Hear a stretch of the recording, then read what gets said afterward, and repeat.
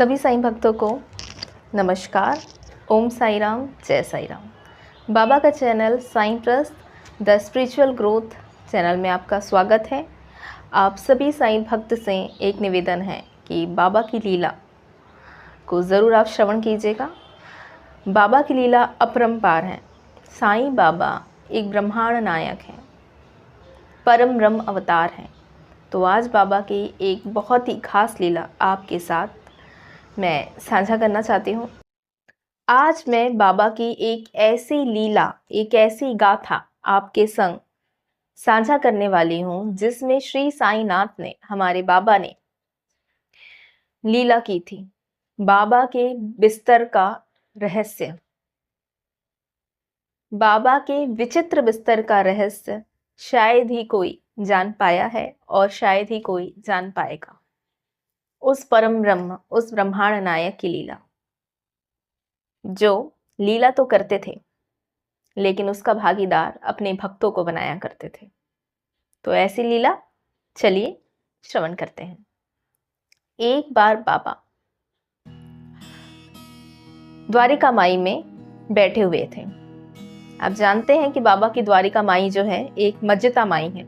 बाबा अपना पूरा जीवन एक मस्जिद में ही निवास किए और वो जो मस्जिद थी वो टूटी हुई मस्जिद थी और आगे चल कर के बाबा ने उस मस्जिदा माई को द्वारिका माई नाम दिया, जो चारों वर्णों के लोगों के लिए खुली थी, चाहे वो हिंदू हो, मुस्लिम हो, सिख हो, ईसाई हो।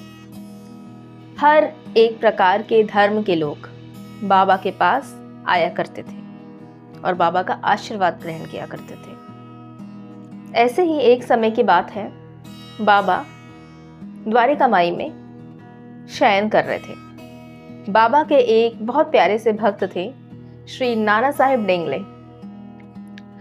बाबा के लिए एक लकड़ी का तख्ता लेकर आए।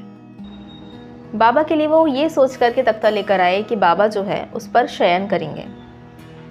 और वो जो तख्ता था वो 4 हाथ लंबा और 1 हथेली चौड़ा तख्ता था। अब सुनिए बाबा की लीला। अब बाबा ने क्या किया, उस तख्ते को ना तो उन्होंने उसे नीचे बिछाकर सोना प्रारंभ किया, ऐसा ना करके उन्होंने कुछ अलग ही किया। अब वो क्या किए, अब मैं आपसे ये शेयर करती हूँ। बाबा ने उस तख्ते को नीचे ना बिछा करके उसका झूला बनाया। अब झूला भी उन्होंने नीचे नहीं बनाया कि चलो कोई भी साधारण व्यक्ति उस झूले पर आसानी पूर्वक से बैठ सके, वैसा नहीं था वो झूला। वो झूला कुछ अलग ही प्रकार का था। वो झूला नीचे ना टांग करके बाबा ने उसे मस्जिदा माई की जो बल्लियाँ थीं उस बल्ली पे लटकाया। झूला मतलब ऊपर की ओर था, ऊपर की साइड। और वो झूला किस प्रकार बंधा था, मस्जिद में जो चिंदियाँ थी टूटी फूटी, मस्जिद में जो चिंदियाँ थी, जो फटी पुरानी चिंदियाँ थी, उस चिंदियों से बाबा ने नॉट मतलब गठान बांध बांध करके उस झूले को टंगाया था। तो वो जो झूला था, बाबा ने उस फटी चिंदियों को बांध बांध करके, गठान बांध बांध करके वो झूला लटकाया मस्जिद की बल्लियों से। अब वो इतनी पतली चिंदियाँ थी कि वो तख्ते का भी भार ना उठा पाए। मतलब इतनी फटी थी और कमज़ोर चिंदियाँ थी कि वो तख्ते का भी भार, जो लकड़ी का तख्ता था ना, उसका भी भार नहीं उठा पाए। लीला बाबा की यहाँ प्रारंभ होती है कि वो तख्ते का भार भी ना उठा पाए, ऐसी चिंदियाँ थी। और वही चिंदियों से उन्होंने झूला को ऊपर से नीचे लटका दिया और उस पर बाबा क्या करने लगे, शयन करने लगे, आराम से बैठने लगे, विश्राम करने लगे। और जब कोई भी भक्तगण बाबा के पास आता, मस्जिदा माई आता और वो देखता कि बाबा ऊपर झूले पर बैठे हुए हैं, आराम से शयन कर रहे हैं और विश्राम कर रहे हैं, तो ये बाबा की एक लीला थी। कहाँ वो चिंदियाँ जो तख्ते का भी भार सहन करने के लिए असहनीय थी, मतलब वो सहन ही नहीं कर सकती थी, और वो बाबा का भार सहन कर रही थी। तो ये तो एक बाबा की लीला ही थी। मतलब उस चिंदियों में इतना भी बल नहीं था कि वो तख्ते का भार सहन कर पाए, और वो बाबा हमारे ब्रह्मांड नायक का भार सहन कर रही थी। तो ये बाबा की एक विचित्र लीला थी। तो क्या हुआ, एक बार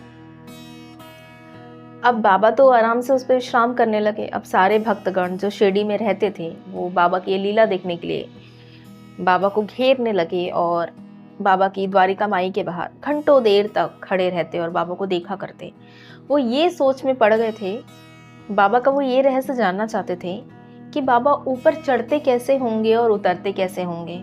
अब बाबा ये बात अपने भक्तों के संग कभी उन्होंने साझा नहीं की।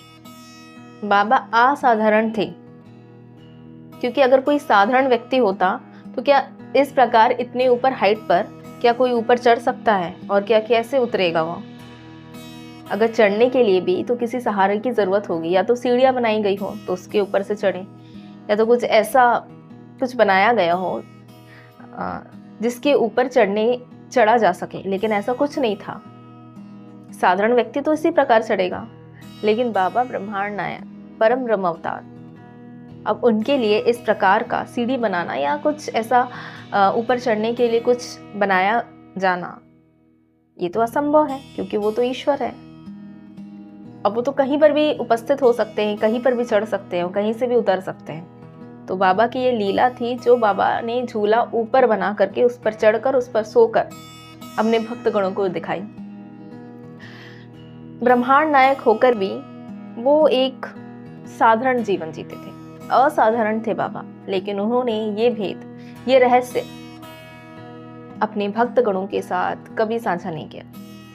वो चाहते तो अपने भक्तगण को दिखा सकते थे कि मैं ही परम ब्रह्म हूँ, मैं ब्रह्मांड नायक हूँ, लेकिन उन्होंने ये भेद अपने भक्तगणों को नहीं बताया और वो अपना जीवन जो थे साधारण जीवन ही जीते रहे। तो जितने भी भक्तगण थे बाबा के, शिरडी निवासी लोग, वो बाहर आकर के खड़े होने लगे तो बाबा बहुत क्रोधित हुए। एक दिन इतने सहसा क्रोधित हो गए बाबा को बहुत गुस्सा आया। बाबा की एक विचित्र बात थी कि बाबा कभी बहुत शांत रहते थे, एकदम गंभीर, और कभी कभी बाबा एकदम से ही इतने अशांत उठते थे और लोगों को भयानक क्रोधित हो जाया करते थे लोगों के ऊपर। तो ऐसे ही एक दिन बाबा अपने भक्तगणों पर बहुत क्रोधित हुए कि ये क्या, कि तुम लोग बाहर इस प्रकार खड़े हुए हो। इस प्रकार बाबा उनको बहुत चिल्लाने लगे और गुस्से में आकर के वो तख्ता, उन्होंने झूले को उठाया और उसको अपने हाथों से तोड़कर उसके टुकड़े टुकड़े कर डाले। बाबा को इतना क्रोध आ गया था। तो इस प्रकार बाबा की जो लीला थी वो विचित्र लीला थी, और जो बिस्तर का रहस्य था वो आज तक कोई नहीं जान पाया, बाबा के विचित्र बिस्तर का रहस्य। और ना ही उन्होंने ये रहस्य अपने भक्तगणों से कभी प्रकट किया कि वो इस रहस्य को जाने। वो एक रहस्य था और वो रहस्य ही बना रहा। आपको बाबा की लीला किस प्रकार लगी ज़रूर कमेंट सेक्शन में बताइएगा। अगले वीडियो में बाबा की और भी लीला लेकर आपके साथ साझा करूंगी। तब तक के लिए ओम साई राम, जय साई राम। और हाँ, सभी साईं भक्तों से निवेदन है कि अगर आप भी अपने परिवार से या मित्रगणों से बाबा की लीला साझा करना चाहते हैं तो वीडियो को ज़रूर शेयर करें और कमेंट सेक्शन में ओम साई राम लिखकर अपनी प्रेजेंस ज़रूर दर्शाएं। ओम साई राम।